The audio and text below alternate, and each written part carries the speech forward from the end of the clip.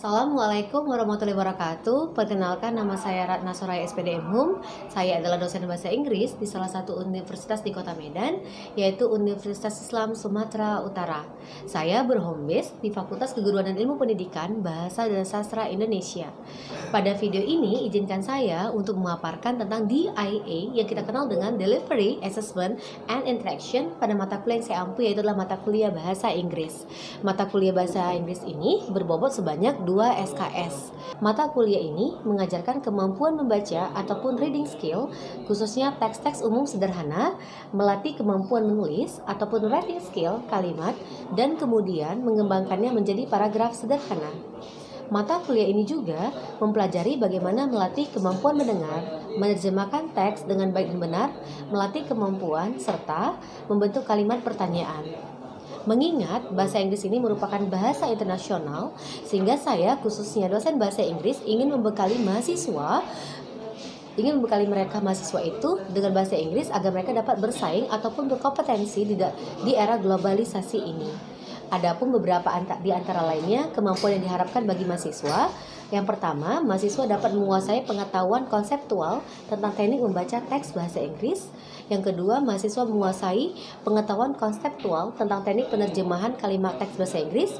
Kemudian mahasiswa dapat mengoptimalisasikan teknologi dan informasi. Kemudian, saya ingin menjelaskan tentang materi pembelajaran yang saya berikan pada saat pembelajaran daring ataupun luring, ataupun yang kita kenal dengan selain itu adalah sinkronus dan asinkronus. Di antaranya adalah tentang kinds of the text ataupun beberapa jenis teks.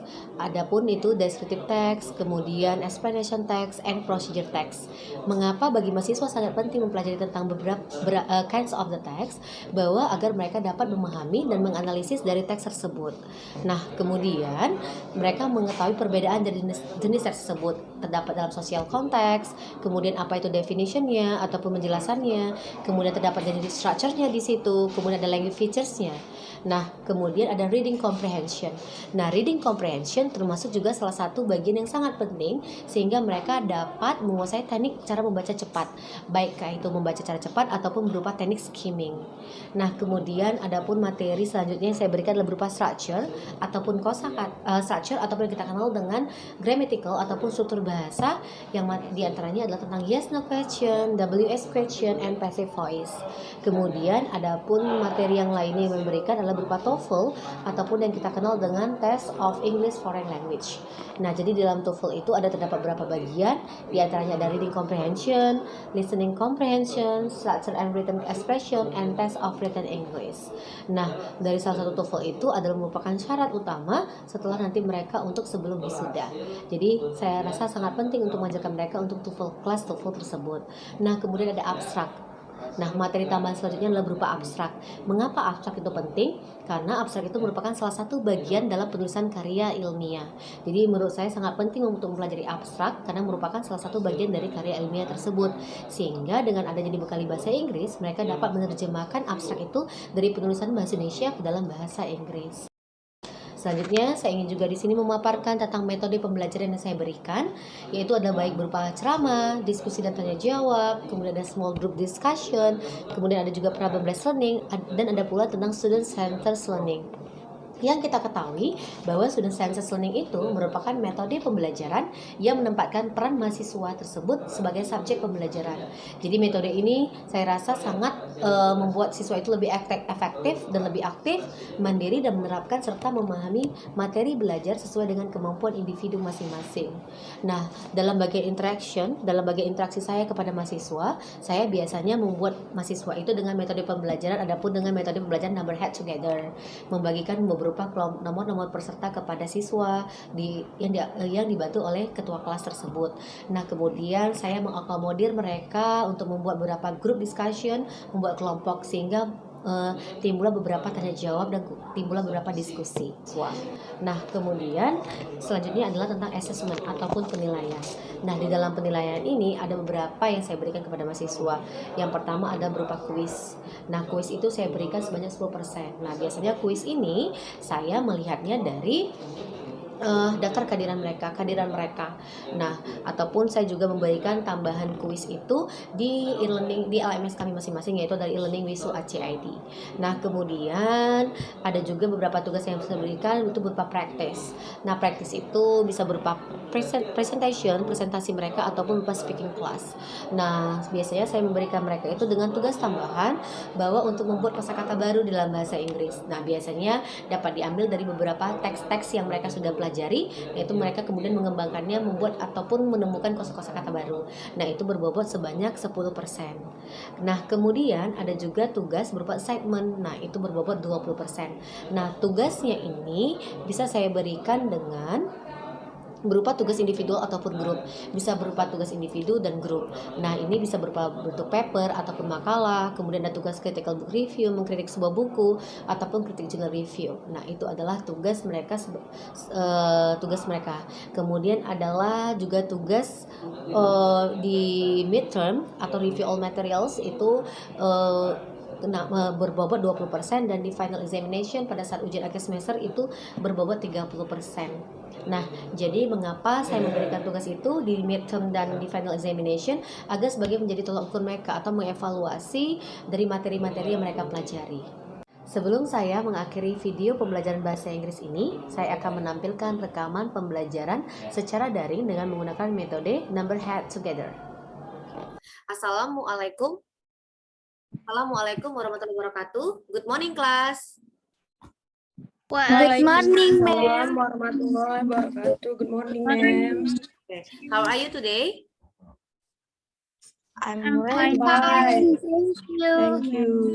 Okay, I'm fine. How about you? Okay, how about me? Yes, I am okay. And then, are you ready to study? Sudah siap untuk belajar? Ready, ma'am.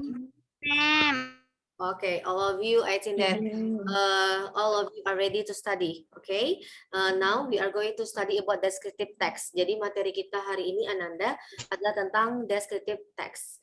Nah, what is the descriptive text gitu ya? Jadi apa itu kira-kira descriptive text gitu?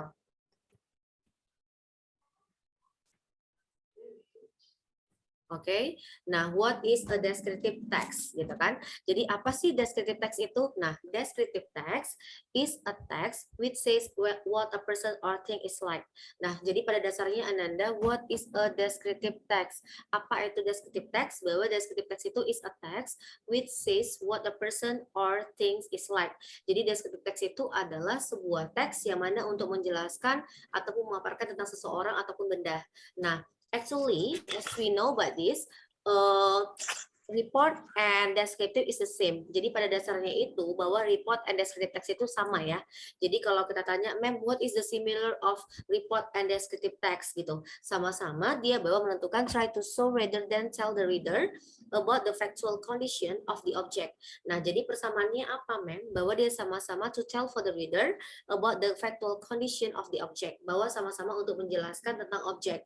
Itulah persamaan the similar of report and descriptive text. So how about this, ma'am? How is different? How is different with descriptive and report text? Nah, kalau kita tanya perbedaannya, bahwa di sini perbedaannya bahwa kalau dia report, dia is more general. Jadi kalau dia report text itu dia bersifat lebih umum, sedangkan meanwhile descriptive is more specific. Jadi kalau dia report itu dia bersifat lebih umum, sedangkan kalau dia descriptive itu lebih more specific, lebih khusus. Nah, itulah perbedaannya antara report and descriptive text. Nah, sekarang selanjutnya bahwa kita tadi belajar what is the descriptive text. Kemudian lanjut, what is the purpose of the descriptive text? Apa tujuan dari descriptive text itu? Bahwa adalah to describe and reveal a particular person, place, or things. Bahwa tujuan dari descriptive text itu adalah untuk menjelaskan tentang seseorang, benda, ataupun hal yang lainnya. Jadi itu ya. Jadi kalau ada pertanyaan, what is the purpose of the descriptive text? Bahwa dia to describe and reveal a particular person, place, or thing. Nah, kalau ada pertanyaannya, oke, Mem mau tanya nih sama Nisa. Nisa, I wanna ask you, why do you learn of descriptive text? Kira-kira untuk apa sih kita belajar tentang descriptive text itu, Nisa? We learn descriptive text because descriptive text is very important in our daily life, and also because the purpose of descriptive text is to describe something like person, animal, or the things. And also in the class, descriptive text can support the student how to describe something, ma'am. Oke, thank you Nisa. Nah, benar ya. Jadi kata Nisa kan because that writing is very important gitu ya kan for our student. Nah, jadi kan menulis itu memang penting ya bagi para siswa. Nah, gitu. Nah, after that I think that for your students, nah bagi siswa juga after have you graduated from the university, nah setelah kita tamat itu kan kita akan menulis, you can write the paper, kita akan menulis makalah. Jadi I think that so that you are very important to study text. Nah, jadi kita sangat penting ya untuk mempelajari tentang teks. Apa? Because that there are so many kind of the text. Karena kan banyak jenis-jenis dari teks itu. Jadi so it is important for you to study a descriptive text. Okay, next. Nah, if you want to study about descriptive text, nah kalau kita ingin belajar tentang descriptive text, pasti ada kita pelajari dulu. Pertama kita harus tahu dulu apa itu what is the descriptive text, kemudian what is the purpose of the descriptive text. Nah kemudian if you want to analysis, nah kalau kita ingin menganalisis teks, bahwa kita harus tahu dulu apa itu what is generic structure. Nah jadi kan what is the generic structure of a descriptive text? Apa kira-kira generic structure-nya dari descriptive text? Nah, as we know, there are two generic structure of descriptive text gitu ya. Jadi ada dua dari generic structure dari descriptive text itu. Yang pertama, the first one, identification. Nah, what is this? Apa itu identification? Bahwa dia to identify the phenomenon to be described. Jadi dia identifikasi itu adalah untuk mengidentifikasikan fenomena-fenomena apa yang ada terjadi di sekitar kita. Nah, you can also find the identification in the first paragraph. Nah, kita selalu menemukan identification itu selalu di awal paragraf, gitu ya. And then description. Nah, description to describe the phenomenon in parts, qualities, or characteristic. Nah, jadi description itu adalah penjelasan dari objek yang akan mau kita jelaskan, gitu ya, yang akan mau kita amati. Itu adalah description. Nah, you can also find the description in the last paragraph. Nah, jadi kita selalu menemukan description itu di paragraf terakhir, gitu ya, Nanda. Jadi they are two generic structure in the descriptive text. What are they, ma'am? They are the first identification and the last point description. Jadi ada identification and description. Oke. Nah, selanjutnya ada language features. Nah, how about this? How about that language features? Apa itu language features? Nah, as we know that language features itu adalah kaidah kebahasaan. Tadi jadi struktur kebahasaan. Kemudian language features. Nah, language features itu adalah kaidah-kaidah kebahasaan. Jadi ada beberapa, there are so many language features in descriptive text. Jadi ada beberapa kaidah kebahasaan yang terdapat di dalam descriptive text. Nah, the first, using attributive and identify process. Kemudian ada using adjective and classify in nominal groups. Kemudian ada using simple present tense. Jadi if you want to write a descriptive text, you can use simple present tense. Jadi ketika kalian mau menulis, itu kan descriptive text, text descriptive, nah kalian menggunakan using simple present tense. And then using noun, example, what is this, ma'am, noun? How about this? Noun itu adalah kata benda. Jadi for example, teacher, house, my cat, etc. Nah, and then details noun phrase. Nah, noun phrase itu to give some information for the subject. Jadi detail noun phrase itu adalah untuk memberikan informasi tentang subjek. For example, it was a large open robot, a sweet young lady. Nah, itu adalah bahwa detail noun phrase itu to give some information for the subject, bahwa untuk memberikan informasi tentang subjek. Nah, kemudian ada there are so adjective di situ, to describe and classify, numbering, nah seperti itu ya. Jadi di situ adalah menjelaskan kata sifat. Nah kemudian ada thinking verb and feeling verbs. Nah di sini ada menggunakan kata-kata kerja thinking verb and feeling verbs. Nah oke. Kemudian ada action verb. Nah action verb itu berupa tindakan ataupun kata kerja. Nah kemudian ada adverb. Nah, adverb itu apa, ma'am? Nah, to give some information for the action. Nah, bahwa adverb itu adalah dia untuk memberikan informasi tambahan tentang perilaku, gitu ya. Jadi, Ananda, bahwa adverb di situ ada merupakan keterangan, gitu ya. Nah, keterangan itu kan banyak. There are so many adverb, gitu kan. Ada adverb of manner, ada adverb of frequency, ada adverb of time. Nah, seperti itu. Kalau adverb of frequency ada always, seldom. Nah, seperti itu. Nah, kemudian Ananda, ada juga adverb of time misalnya. Nah, adverb of time itu adalah misalnya keterangan waktu. Ada yesterday, kemudian ada tomorrow, dan itu adalah of adverb of time. Nah, kemudian ada lagi adverb of manner. Nah, Gimana adverb of manner? Nah, adverb of manner itu misalnya, for example, fast dengan cepat, kemudian neatly dengan rapi. Nah, ada akhiran ly, itulah salah satu the example of adverb of manner. Oke, selanjutnya adalah using the figurative language, menggunakan bahasa figuratif. Yang kita ketahui bahwa figuratif itu sama dengan majas gitu ya. Ada majas simile, kemudian metafor, itu adalah salah satu the example of figurative language.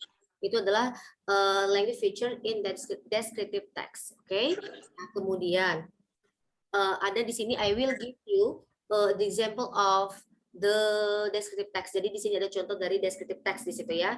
You can see text analysis. Nah, jadi you can see identification in the first paragraph. Jadi kita selalu menemukan identification itu di paragraf awal. Nah, kemudian you can find description in the last paragraph. Nah, for example like this. Nah, Borobudur. Borobudur is Borobudur is an Indo-Buddhist temple. It was built in 9th century Sailendra dynasty of ancient Mataram Kingdom. Borobudur is located Magelang, Central Java, Indonesia. Nah, and then description, Borobudur is well known all of the world. Nah, jadi identification itu adalah penjelasan dari yang apa yang mau kita amati gitu ya. Nah, selalu kita temukan di paragraf pertama. Kemudian description itu adalah penjelasan dari objek-objek yang akan kita amati juga. Nah, gitu ya. Jadi description itu adalah penjelasannya. Oke. Nah, Ananda, is there any question for me? Ada pertanyaan buat Mem? Oke, I wanna ask you ya. Oke, Anggi. Anggi, have you understood about the descriptive text? Anggi udah paham belum tentang descriptive text ini?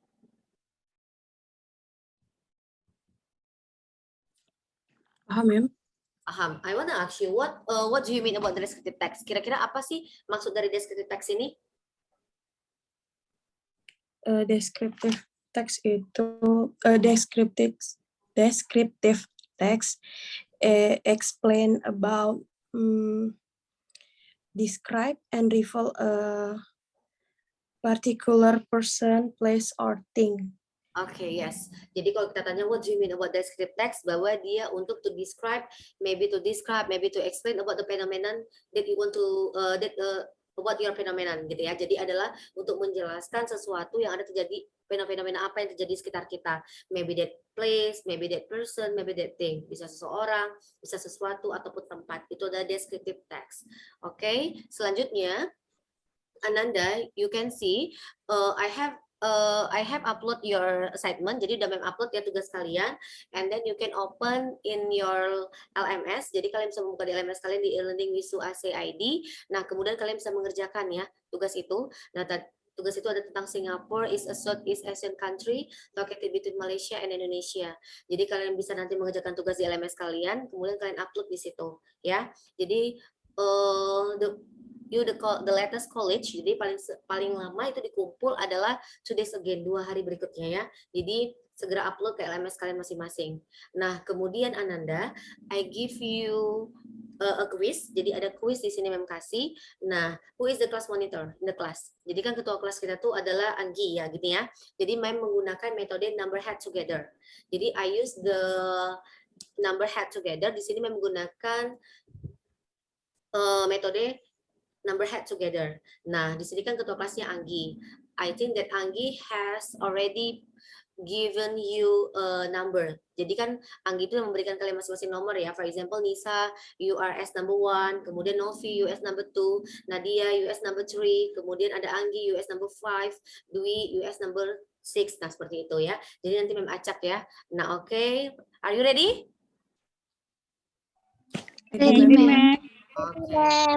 So yeah, for the first question,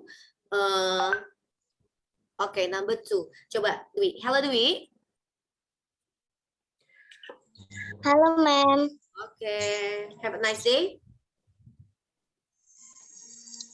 Next day, Ma'am. Okay, yes. Pertanyaan buat Dwi itu ada tentang definition. Nah, Dwi, coba please explain about the definition of the descriptive text. Coba jelaskan apa sih definition of descriptive text? Descriptive text is a text that explains what a person, place, or things is like. Often providing visual expression through the use of adjective and adverb. Oke, yes. Nah, kalau ada pertanyaan, what is definition of descriptive text? Bahwa dia adalah to tell or to explain about a particular person, maybe thing and place. Itu bahwa adalah pengertian dari penjelasan dari descriptive text. Oke, thank you Dwi. And then the next question, Nisa, you are number 4. Nah, please describe about the generic structure of descriptive text. Coba jelaskan sama kami apa itu generic structure dari descriptive text. Okay, ma'am. Generic structure of descriptive text is two, yeah. The first is identification, and the last is description. Identification is we get in the first paragraph, and also description maybe we get in the last paragraph. Like that.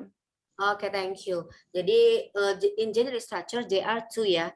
What are they, ma'am? Benar ya apa kata Nisa tadi bahwa ada dua generic structure di situ. There are two generic structure in descriptive text. What are they? The first identification and the last description. Okay, thank you, Nisa. And then the next question. Okay, number 3. Okay, hello Rina.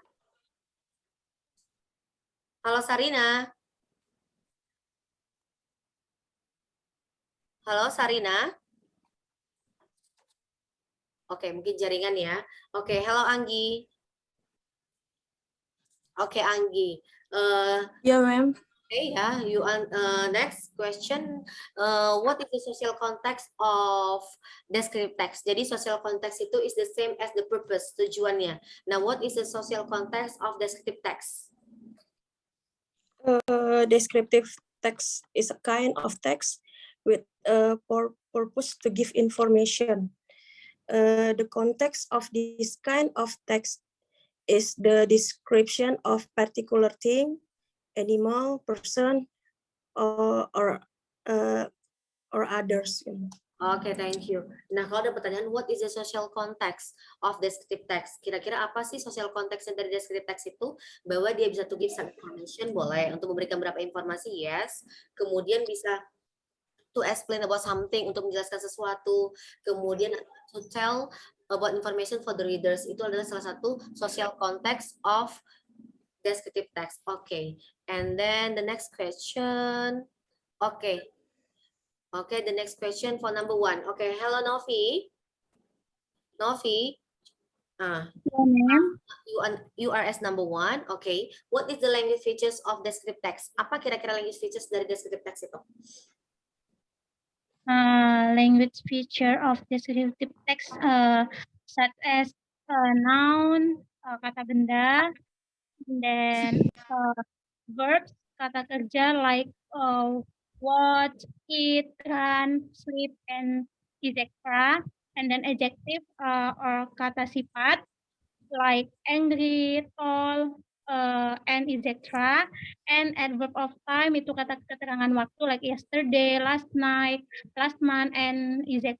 And adverb of manner itu kata keterangan cara such as fast, slowly, and etc. That's all, ma'am.